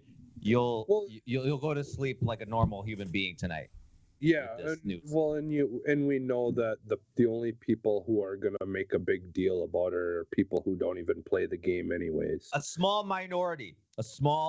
Yes, but very vocal minority. But they can go jump up, take a long walk off a short pier. Yeah, and like I said, they probably stopped playing the game years ago anyways. So who cares? They're just complaining. They're just complaining because they want to complain. That's all. Whatever. Let them. So good on them. I hope that this change leads to bigger changes at that studio. Yes. I mean, I know they have a long road ahead of them, but this was a good first step, I feel like. So 20 people just got canned recently. Yeah. So that was the other news, that 20 people just conveniently lost their jobs in a restructuring process. So good. That's one way to say it. Change is happening. Yeah. So. GTA, the remastered definitive edition, is coming on November 11th. I know a lot of people were like, oh, what's happening? What are we, we haven't seen screenshots. We haven't seen this game running or anything. And they're like, fine, we'll drop a trailer and we'll show you everything that's changed. And they did one of those swipe across things. Besides the character models, I think it looks really good. It looks really good. Yeah. I mean, this is what you want. It's going to have the same janky animation, but still, it's going to look good during the janky animation. Yeah. I mean, I think the lighting looks great. The character models, like, it just looks cartoony and dumb, which I think is what these games need to be at this point. So, yeah, looks good. I will probably check them out at some point. It is worth noting that the remastered version of San Andreas is coming to Game Pass. So, if you want to try it before you buy it, it is coming to Game Pass. I just want to get back into Vice City again because that was I loved that game. Yeah, that they didn't really say how much it was going to cost, did they? $60. Is it 60? Okay. Yeah, it's $60 for the whole collection. Yep. Oh, okay. Okay. So not bad. I mean, $20 a game. It's not terrible. No, I especially think for these. Good. So yeah, I can, and I believe it's got all the like extra like stuff that came out and all that included. So yeah, because I think some of these had expansions and stuff. I don't know. No, because they were on. They were on PlayStation 2, so they never really. No. There was never really an ecosystem for that. There's also another article that said they're removing all the Confederate flag usage in the game. So. I mean, that's the kind of stuff. It's like, don't take it out, just leave it. Jeez, It's not like you're glorifying it. Obviously, the Confederate flag usage in it was used as a joke. They were painted as a bunch of hillbilly redneck dipshits. Yeah, just don't remove it. It's just, I don't know. It seems petty. Like, I don't care ultimately in the end, but it's like, I don't know. They're doing that to win points with the woke crowd, I think. Yeah. Oh, I don't know. These games, I mean, I think people too have to realize these are games from a time and place too, right? They're not going to go back. Yeah. Like, I don't know. Playing this game with Confederate flags isn't going to make you a Confederate person. Well, and it's like, Wolfenstein. Like, I mean, it's like, I mean, it's similar to what they did in Wolfenstein in Germany, though, right? They removed all the swastikas and all the references to Nazis and Hitler and stuff, right? They just called him the Chancellor. That's different. That's a literal law in Germany that you're not supposed to display any signs of the swastika or any Nazi paraphernalia. I know. Like, even just denying the Holocaust in Germany is a federal crime. Like, you could go to prison for going around and saying that. So I know. I'm just rightfully so. Yeah, exactly. Maybe that was a terrible comparison. That's my fault then. Sorry. But you're right. It is kind of similar in that, to where it's like you're not necessarily trying to, like, I mean, if the game was pro-Confederacy, that's one thing. But like, we're doing is showcasing, showcasing a flag in a kind of like a non-meaningful manner. I don't know. Anyway, looks cool. Whatever. I'll check out Vice City. I like the soundtrack. Yes. All right, a few more quick ones. Project Shaolin. Xbox may be working on a Wu-Tang themed action RPG led by Brass Lion Entertainment. Jesse, you brought this to our attention. I don't. What? What is this? I think the thing is like, like obviously with Wu-Tang Clan, they're like super into the whole like, ancient like fighting and, martial arts type stuff. So like, like this isn't the first time that they've been the focus of a game or whatever. And honestly, I would like to just see more of this kind of stuff where you get the, like just the weird collaborations with like bands or IP that, like that you normally wouldn't see in games or whatever. Cause like, like the Aerosmith game that we got a long time ago and stuff like that.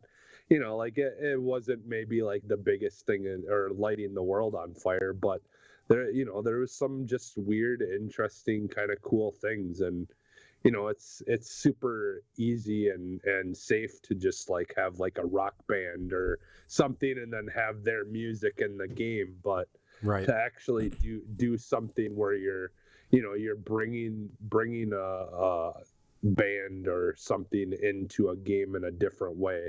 Right. Like I kind of miss that kind of stuff.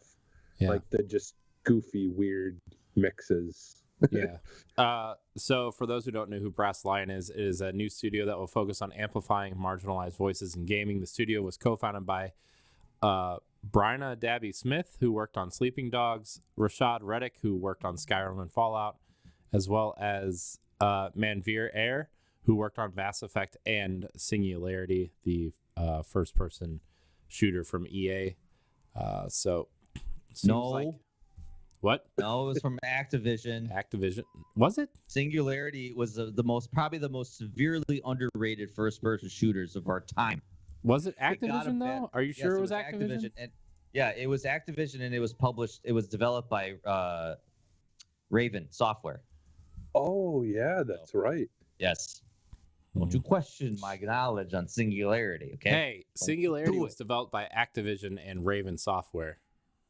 Stoy. Which is You're welcome. which is a Wisconsin-based. Yeah. Then what was Madison-based the first person Yes. shooter that EA developed that was similar but not this, I guess? I don't know. You know what? I was wrong. I'm sorry, internet. I like this. I like this this mission because, admittedly, Black culture isn't necessarily represented very well in RPGs. There's Black characters. I mean, and obviously you can customize your characters to be Black, and like I said, but like the culture, like their culture in and of itself isn't necessarily represented highly. So I see this as a good step Mm-hmm. in video games to be more inclusive, kind of like what their mission is. Yeah. So Yeah, and I mean, like the accolades and stuff of other previous games that these people have worked on. I mean, are like I jokingly like made fun of Sleeping Dogs, like but that's playing another that underrated game, it, man. It was once you unlocked like all the abilities and the full potential of the things you could do of your character in that game, it was a really good game. And yeah, like something like that mixed with Wu-Tang, like I could definitely see that. That would be a lot of fun.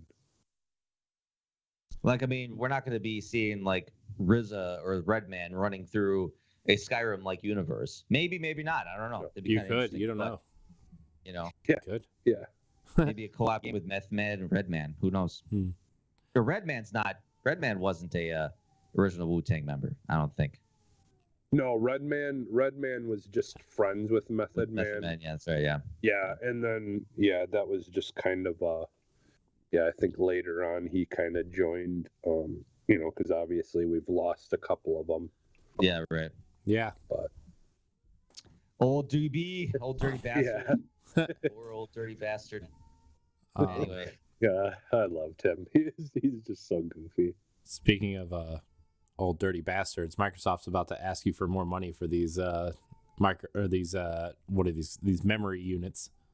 Too much money. No, just kidding. They're not bastards. These just cost a lot of money. The expansion cards for Xbox Series S and S are getting two new what do you call it? Internal memory. Yes, thank you. Yeah. 512 gigs and 2 terabyte variations.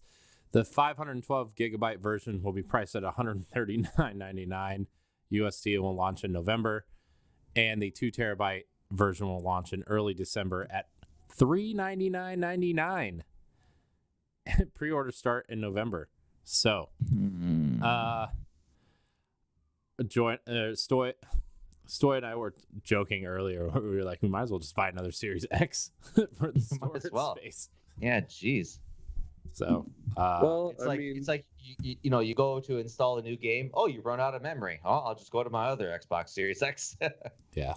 Well, I mean, this is like always what happens though. Like, like I remember when the like the terabyte of just regular hard drive, like was brand new, and it, it was like cheaper than this. they were super expensive though. Like Cheaper still than this. Jeez. when it was hard to come by. And these, in like the tech in this is a lot more complex than any of the other Absolutely. stuff. I mean, I'm not disagreeing that it's way too expensive, but at the same time, it's like I don't feel like these are something that you need quite yet. I don't know. I mean, I would to like it to just have fine. something like this. I would like Yeah. to have something like this, but because I keep deleting games and reinstalling games, and I keep doing that back and forth because Yeah. I play a lot of games. I buy a lot Yeah. of games, and it's just whatever. It's just how it is. But so I would Yeah. love to have extra memory. I'm not going to pay $400 for it. Mm-hmm. Yeah. I have the 1 terabyte one, and I think that's good enough for me right now. I would have liked a 2 terabyte one, but at $400, that's just Yeah. it's out of my price range right now. Sorry, I would No, for me, I would dog. rather Yeah. buy like 5 or 6 games for that price. Yeah. So Yeah. And and the thing is like soon streaming the games through the cloud, is if you want to play games instantly without having to download them, doing that kind of stuff. I mean, that's the thing. Jesse's at still least living there's that dream. options. At least there's still options. look, I just made the switch to digital media like a year ago. I'm not ready for the cloud stuff, even though I'm about ready to go work for an IT company that kind of almost specializes in cloud stuff. But you know what? I'm not ready. Story of my life. Nah. You're gonna be paid to get your head in the cloud. All right, last news story here real quick. There's the update that brings the 4K dashboard, night mode, and quick settings menu to Xbox is up now. So if you have a 4K TV, you can now look at your menu. Very crisp. It's crispier. Very crispier. Yeah. That was terrible when sick. you're saying that. Yeah. Sorry, my brain is still like real foggy from all this medicine and whatever. I've been trying to keep it together, guys, and it's not You've been working. doing great. You've been doing great. Also, this is the first caffeine I've had in 3 days, so Nice. But yeah, they also introduced night mode. And Yeah. we talked about this during the accessibility episode where you can actually change the resolution and the color scheme and blue light filters. So like if you play in the dark, like at night mode, like I don't know, you got a baby that's trying to sleep on your lap, but you still want to play games while the baby's sleeping and you want the lights off, like, So neat. Yeah. All right, So it can also be timed, the night mode. You can time it to like automatically turn on at 8 or 9 o'clock, whatever. So I'm glad Stoy read the article. yeah, right. No kidding. Yeah. So well, because like this was part of what we talked about with the accessibility features that Xbox has. Right. Yeah. We talked about this a few weeks ago, so it's just kind of like carries over and whatever. So Right. So and thankfully they put settings in the quick menu option now. Jesus, that was the one thing that was like a pain in the ass to try to access, to try to flick through like 5 or 6 different menu screens just to get the settings. Now it's in the quick menu. Thank God. Thank God. Yeah. It's a good change that needed to happen. Mm-hmm. Yeah. Well, it's time for our quick segment here of Pass It On. What's coming to Game Pass this week? Stoy, do you know what's coming to Game Pass this week? Well, you know what came out last week and that just kind of dropped was Dragon Ball Fighters. So if you're a Dragon Ball fan, and this is probably one of the better fighting games out there right now. So Dragon Ball Fighters is out on the cloud and console. That came out on the 21st of October. So also that came out on October 21st was Echo Generation. Apparently this is a gang game with monsters and spooky mysteries. I don't know. That's a great description of the game. Yeah, sure. This came out on the cloud console and PC last week. And then Everspace 2, it's a spaceship shooter game that's like very popular. There's a game preview or a demo out of the PC right now. So. Yeah. The first one was on Game Pass. I think, Jesse, you and I played it for What's This on Game Pass at one point. Yeah. When we were doing that, which I would like to get back to at some point. But Yeah, that game was fun. I know it's procedurally generated, which is why I was like, I'm out. Roguelike space shooter. Yeah, nah, that's a no for me, dog. Yeah. But it looks like it looks kind of interesting. So It was fun. It was Yeah. fun. I wish they would have just made it a game instead of a, Yeah. Oh, you died. Let's redo everything. well, we're still waiting on Star Citizen It's to fair. come out with a meaningful full game. So I think that's gonna scratch your itch there whenever that comes out. Age of Empires, we all know, is coming out at the end of the month, October 28th. That's going to be on the PC only. Alan Wake's American Nightmare is actually coming out on the 28th as well.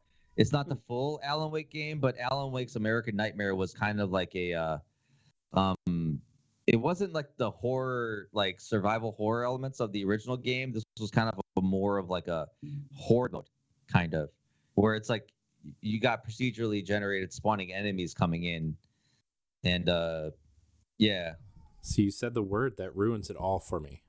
I know. Procedurally generated. It's not like randomized, but I guess it's like they just generate enemies with bigger weapons and challenging game modes. So I didn't much care for this, but I suppose if you want to get into the Alan Wake universe, but you're more action oriented, this is a good stepping stone. Nice. So Nice. we got the game. We got the game Backbone coming out on the 28th as well. Apparently, this is a post-noir adventure, and it's a narratively driven game. But I'm reading this description on Xbox Wire, and it's not really telling me anything about the game. It's got stunning visuals, an evocative soundtrack, and a daring narrative, bringing a dystopian Vancouver inhabited by animals to life in this highly anticipated post-noir adventure. Yeah, don't you play as like a raccoon or something? I forget. Because I remember when this game. He is a raccoon, yeah. Yeah, I remember when this game got announced, like a while back. It looked really interesting. It's your like side-scrolling kind of typical like. Okay, I think I vaguely remember now. So if you like fishing and you like video games, we got the game for you. Bassmaster Fishing 2022 is coming out on the 20th as well. So and that's a day one release in Game Pass. I was gonna say Breath of the Wild too, but you know what? I don't like fishing. I don't like fishing in my games. So get them out of my games. So there's an action platformer roguelike game. Don't you just love games like that? Called Non-Guns, the Doppelganger Edition. So it's basically each run sees you parting from a black and white graveyard to an ever-changing gothic dungeon full of nightmares fleshed out of human viscera. Surviving not only requires skill but style. Spoopy. Yeah. Wow. It's mostly action. Sounds like. And then you got the Forgotten City that comes out on the 28th as well. It's basically traveling, and this game has been out, but it's you're basically reliving the final days of a cursed Roman city, where if one person sins, everyone dies. So it's basically like a mystery, moral choice type narrative game.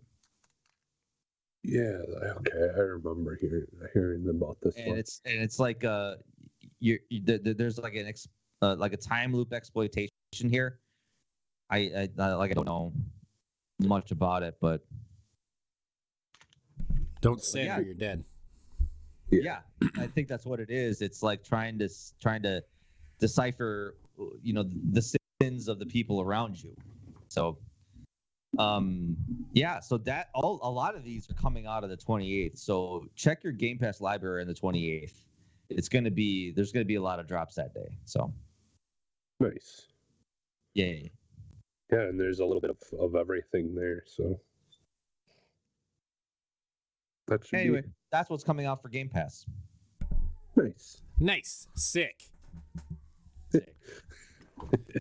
All right, guys, let's get into our main topic of the show.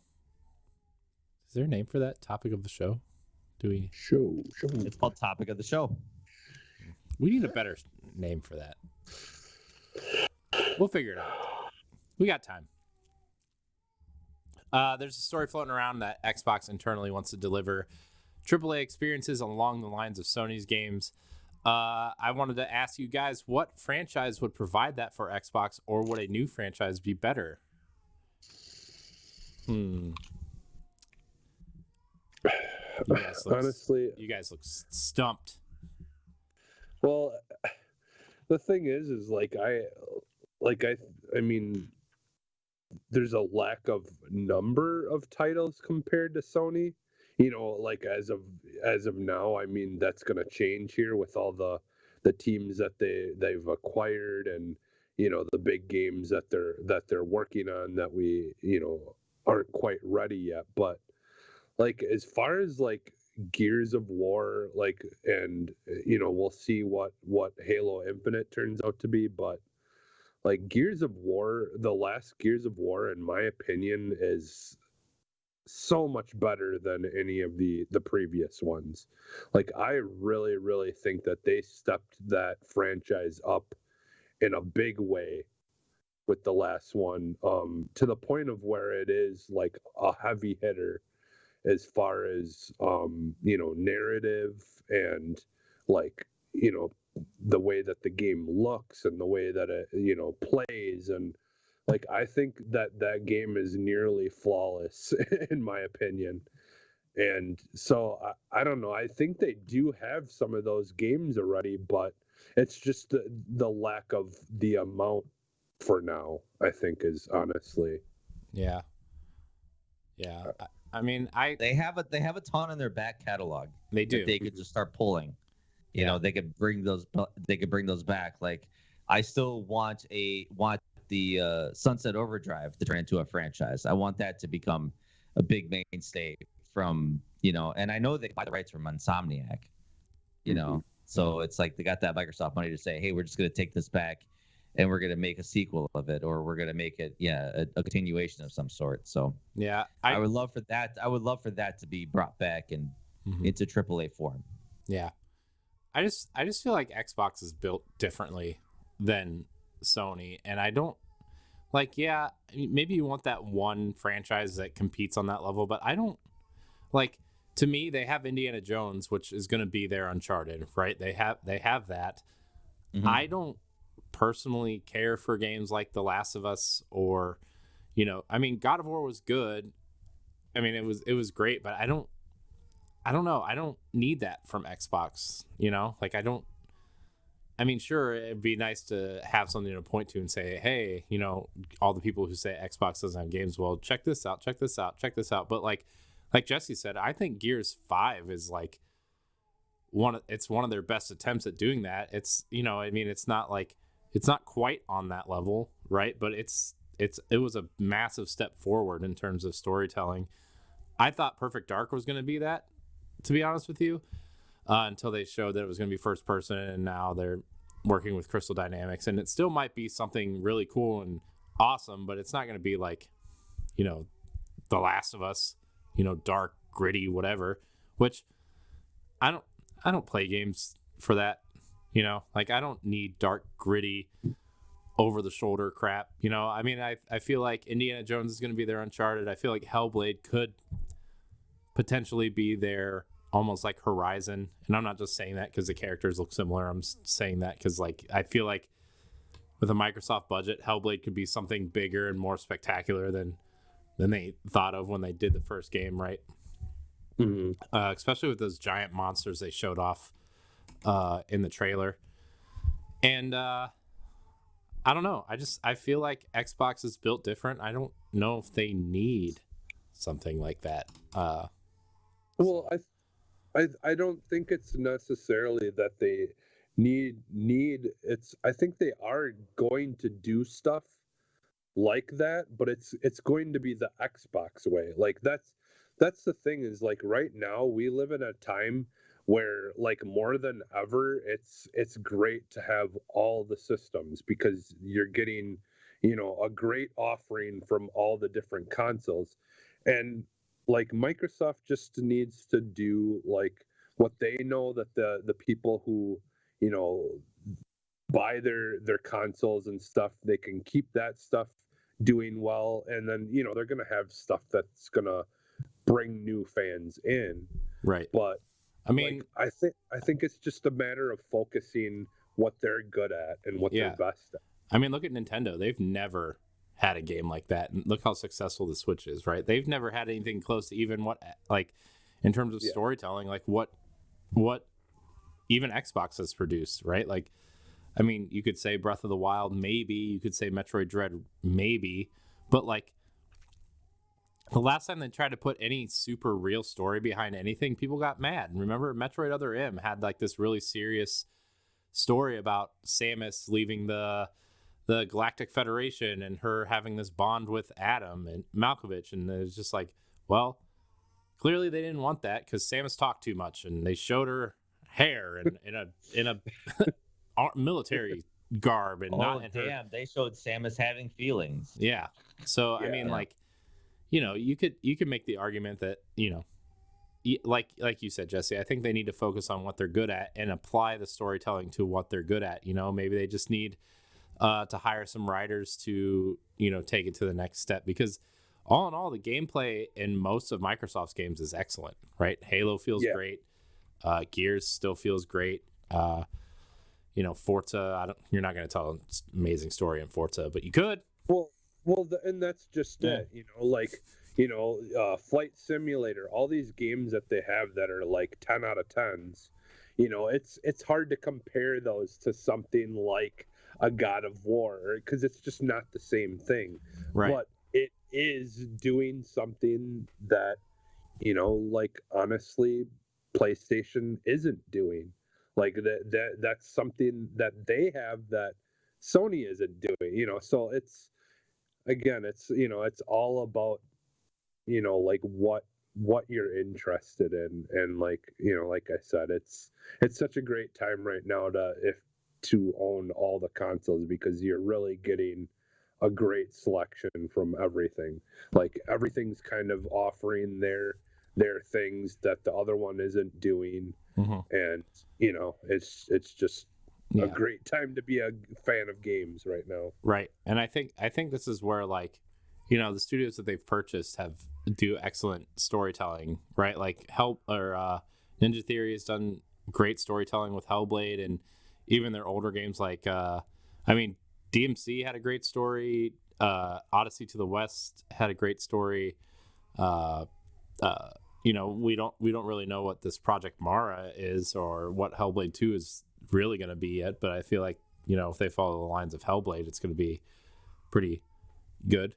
So they've got a lot of stuff in their pocket too, like Compulsion Games' next game is a third-person action narrative-driven story, right? Like a lot of signs point to it being sort of like BioShock. Like I said, Indiana Jones could be really fun if they do it correctly. All the Bethesda studios, right? Like, they could do something. They've always been, Machine Games has been great at the Wolfenstein games. So I don't know. I don't need them to be Sony, right? Mm-hmm. I just don't. I don't care. I just wanted to get your guys' take because of it's been a story floating around, and a lot of people have been kind of retweeting it and talking about it and saying that Xbox doesn't have the capability of doing it. And maybe they're right, maybe they're not. I just don't. I think that if they hire some writers, if they do, if they really want to do that, I feel like they could pony up the money to try to do something like that somewhere. And maybe if they are looking to buy Crystal Dynamics in Eidos Montreal or something like that, like, they could potentially do something like that. So, well, the thing is like, say what you will about it, but I mean, it doesn't always turn out great when you try to create something that someone else is doing. Killzone. Like, Killzone, I mean, it is what it is. Like, I never really got into it. I'm sure it's a great game, but I mean, they were like, that was supposed to be the Halo killer, and it's like, when you try to do stuff that you're just trying to copy what your competitor is doing, it's you already set yourself up for failure. You're like, people want something that's unique and your own, and I think Microsoft, you know, gets that. Like they're not out there trying to, copy what Nintendo's doing or copy what PlayStation's doing. Like they're gonna do what they think they need to do for their company, and that's it. Yeah, I mean, look at a game like Psychonauts, right? Like that did a lot of interesting things in storytelling, and it was still a really fun game. It was approachable from a artistic level, like, and then it told a deeper story that if you were paying attention or found things or did some side stuff, like it really told a unique story from a different perspective, and it was great, right? Like not everything has to be like, I'm gonna, Walking Dead, Last of Us, I'm gonna bash your face in, to tell this gritty story because we can do that, right? Like I think people kind of realize that after The Last of Us Part 2, right? We're like, oh, well, maybe this isn't really what we want all the time, or maybe they're just trying a little bit too hard, Mm-hmm. Yeah, I think the perfect area for game making lies in a perfect balance of that indie title game, but with a really really big uh you know bucket of money behind its development. That ability to have kind of the free reign of kind of really doing unique things with the game, and trying to have something that's doing something different in it, like, but do that plus have be a bigger title and not just an indie small game. Like, and I honestly I feel like they've done, whether you like it or not. I think like the Grounded stuff that they've been doing, like Grounded is a really cool and interesting game. It's not for everyone, but they're doing a lot of cool things in that game that like, I don't know, just really works. But again, it's one of those things where it's not going to relate to everyone. But I'm glad that they're doing it. I'm glad that these developers are getting the chance to work on things and ideas that they have, and aren't just being told, hey, that you've got to make a Halo or you've got to do this, or like, I'm glad those kind of days seem to be in the rear view mirror. And they're getting a little bit more freedom. So that's all I want to see. I just want to see, like, these developers being able to just go crazy with ideas and have money behind it. Yeah. What do you think? That's Stoy? the problem. We have to consider that video games and developers and publishers are a business first. Yeah. They're there to sell games. They're there to sell systems. So when you look at some of the franchise numbers of a lot of stuff, so like the Final Fantasy series as a whole sold 159 million copies. The Assassin's Creed series has sold 156 million copies. Publishers look at those numbers. They look at how much sales are being brought in. The Legend of Zelda series has made $118 million. So Assassin's Creed, that's been around for a significantly less amount of time, has already surpassed Zelda being, Zelda being 30 years old. So it's crazy to think that. And that's what the publishers are thinking of. That's why Sony is ahead of the game here, because they have the bigger franchises. Like, how many people know God of War is a household name now? So what system is God of War on? Okay, it's on a PlayStation system. A lot of people are going to go to that because not a lot of people can afford what we can afford. A lot of people can't afford a PS5 or a Series X. So a lot of times they have to pick the two. And I really think it's the AAA games that really define the difference between going for the PlayStation 5 or the Series X. You get a good contingent of Halo fans out there that love the hell out of Halo. They're going to go for the Xbox. Or you get the contingent of people that love games like Ratchet and Clank or Ghost of Tsushima. They're going to go for the PlayStation. So it really kind of comes down to a business standpoint. It is smart for a publisher. It is smart for even a system manufacturer. Like from Sony standpoint, it's smart for them to make AAA games. It makes them money. It sells systems, and it's going to be really smart for Microsoft to do that. It's gonna make them money. It's gonna sell the systems. Yeah, I mean, you look at God of War, right? It's sold the latest game, the 2018 game, sold 19.5 million units, and they're about to put it on PC for the first time, right? Yeah, so it's gonna skyrocket them even more. Yeah.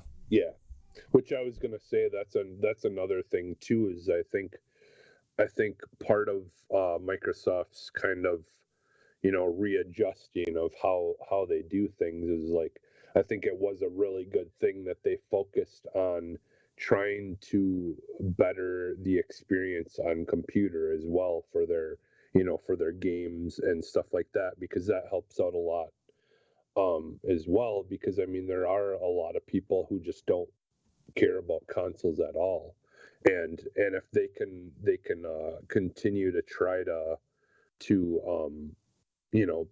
focus on what changes need to be done on the PC side, I think that'll actually do a lot more for them than them trying to make their version of a PlayStation game. But like you said, I mean they do need to create some franchises that have a long stay, and moving forward will be a reason that people want to buy Game Pass or buy their consoles. Well, yeah, and like I said, even like going back to almost how I started the conversation that we were having is like start pulling a lot of the old franchises, because the name is what's going to sell it. You put the more recent Ghostbusters movie that's going to be coming out in a month. If you wouldn't have put the Ghostbusters name on it, it would have probably not garnered even half the hype that it's getting right now. It's the same thing with every Final Fantasy game that you see. Every Final Fantasy game has a couple small things in common, but it's like they're all widely different. But you attach the name Final Fantasy to it, that's what's going to sell the game. That's what's going to sell copies. So getting not only established franchises, but even popular franchises, getting them back together, getting them back in the mix of it, like I said, with, what game did I mention earlier that they should bring back? Sunset Overdrive. A lot of people have fond memories of that being one of the launch titles for the Xbox One, and having great memories of that. It's like, oh wow, I hope this franchise continues. If they announce that to say Sunset Overdrive 2, that's going to bring people back to Xbox. Mm-hmm. Yeah. So, what old franchises do you think would make a good game like this? Stoy, you said you should bring the old franchises back to make a stellar game like this. Like, besides Perfect Dark, because we know it's already coming back, what do you think could be this type of game if Microsoft? Red Faction. They don't own Red Faction though. Yeah, I know, but they could. Yeah, I guess they could. Think I think that's owned by that. Coke wasn't Media. that was a THQ published? Yeah, they still own it. Yeah, they still own it. So I don't know where it is now, but imagine them bringing that, as an Xbox exclusive, and even just rebooting it, going back to the first person shooter days instead of the third person action game it became right now. Bring it back to be like a really good first person shooter. Reboot the franchise. That would be pretty great. Yeah. I don't know why that just kind of popped in my head, because I think of like some of the old Xbox games I played way back when. That would be a really good one. Besides Sunset Overdrive, obviously. Yeah. Or bro, what was that game? Bullet Witch. Remember Bullet Witch? Oh God. Yeah. Dude, talk about games with microtransactions and like all the costumes and stuff. Oh yeah, I didn't care about that. But I mean, like that's a weird, obscure title that would not move copies at all. But it would still be cool to get. I don't know. Have you seen how weird the internet is these days? I think it would. Yeah.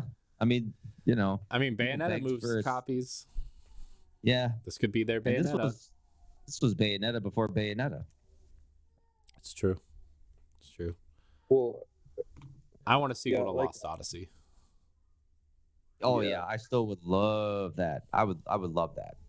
And I think Yeah, it would be good because, Microsoft is trying to delve into that Japanese market, Mhm. and that would be a big one because that was a very popular Japanese Japanese developed game. Yeah.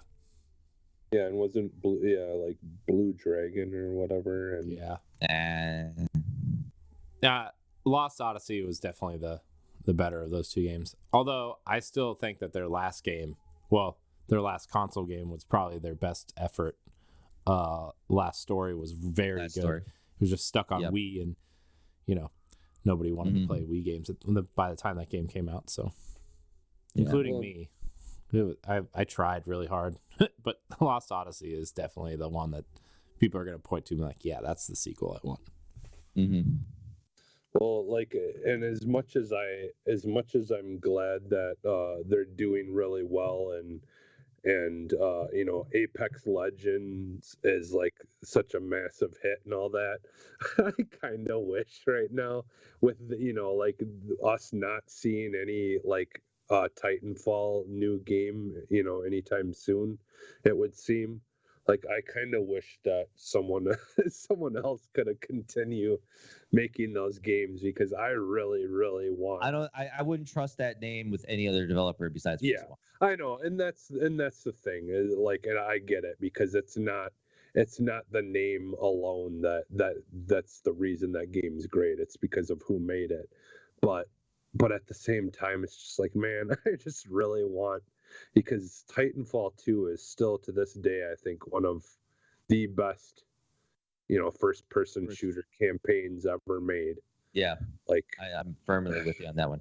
Well, like, and that's the thing. It's like you could pass the franchise on to another developer or another team of writers, but one of my best examples of that is like Batman Arkham Origins compared to like all the other Batmans that Rocksteady made. Yeah. Rocksteady took a step away. They gave it to WB Montreal, Arkham Origins, and it was the lowest rated Batman game in the franchise. And admittedly, it wasn't as polished as the Rocksteady games. I still really liked it though. I liked it a lot. I mean, it was good, but like the other three games were much better. So, that's always the gamble that you take when you just pass the franchise on to someone else. So yeah. And like, and then there's like things like that we've had in the past, where like the Dead Rising games and stuff like that used to be exclusive to Xbox or whatever. I would love, Dead Rising would be another series I would love to come back. Everybody loves a good zombie game. Well, what I really would love to see is the guys, the Capcom team who made Dead Rising, team up with Undead Labs, and like have the best of what both of those groups do, and make a really, really just phenomenal zombie game, Yeah. like, but yeah, I think it's like, as we get more and more of the like the projects that we see of these new teams and stuff, I don't doubt that there's gonna be some heavy hitters that will that we don't know exist yet even. But yeah, it's just a matter of, we're still in that that situation where it's everything is still just kind of in infancy. It's takes a little time for there to be a payoff, but yeah, I think the next year or two is going to be really fun and interesting once we really get to see what's going on. Yeah. I think something else too that we might not be looking at either is like Sony seems to be eating up the licensing stuff, at least from like the Disney side of things, right? With the time exclusivity of Knights of the Republic, and the Marvel stuff is, obviously Sony exclusive at this point, some of it. And I don't know. I would like to see them maybe try to go after a license or two. I mean, Indiana Jones is a start, but yeah, let's be honest. Indiana Jones, as much as I love Indiana Jones, It's no Star Wars or Marvel at this point. So I would like to see them maybe go after a license and tell a cool story and make a cool game around a license like that. Yeah, it would be interesting if they licensed like say for example, Respawn Entertainment was making a new Star Wars game in the Fallen Order universe. If they published that themselves, and made it exclusive for the Xbox, that'd be kind of interesting. Yeah. I know in the current ecosystem, it pays developers more to develop for multi-platforms, because it gets them the most money and it gets them the most reach. But it would be interesting for Microsoft to throw down Microsoft money and say, here, make the next game exclusive to our system. Yeah. Yeah. And I know Phil Spencer said he didn't like to do that, but like you got to play ball now. Like Sony's throwing that money around, and I know that you're buying studios to do that, but like you got to make some calls like that now. Sony's playing hardball with these licenses. They're throwing money around like left and right, Yeah. And you got to take a gamble on it. You got to take a gamble on these studios that maybe want to come up with these new franchises, because who wants to be a Call of Duty factory every year? I feel bad for these studios that they're just pumping out the same games over and over and over again. Like give these talented developers something new to work on, something immense to work on. Like you got the guys that made Titanfall 2, one of the best first-person shooters of our time, go on to make one of the best third-person action games of all time too, and one of the best games in the Star Wars universe. Like you let these developers do what they're good at, they'll make some good things for you, and it will benefit you. It's just you gotta kind of trust them. Mm-hmm. Yeah. So, well, that was a good topic. That was a good discussion. It went a lot longer than I thought, but I feel like it was better than I anticipated too. So, good job, guys. Proud of you. Thank you, guys. Yeah. So, well, we're gonna wrap the show. I want to thank everybody who was watching and or listening live here on twitch.tv/Boss Rush Network. If you want to watch it live, you can check us out on Sunday nights at 8:30 Eastern, 7:30 Central, or catch the show on podcast services on Tuesday mornings and YouTube. Like, subscribe, share, rate, and review wherever you listen to us. Jesse, where can we find you? You can find me almost everywhere as Phantom NXS. Stoy, where can we find you? You can find me on part of the EXP Cast podcast. We do record episodes every week, and you can find us on Facebook, Twitter, and Instagram at EXP Cast. You can also follow our YouTube channel. On October 30th, we're going to be streaming live for Extra Life and raising money for Children's Hospital of Wisconsin. So it's going to be a fun day of playing games for 24 hours. Ooh, nice. Yeah, if you want to go to their YouTube channel, our YouTube channel has them as one of our featured partners at the bottom. So you can go down there and get there too if you can't find them by typing it in. So you can find me at I am Corey in HD on Twitter and Instagram. You can find me hosting the Boss Rush podcast every Wednesday night right here on twitch.tv/Boss Rush Network, or on Monday mornings on your podcast service of choice. I want to thank everybody for watching and or listening. And until next time, we love you. Goodbye. Bye. Bye.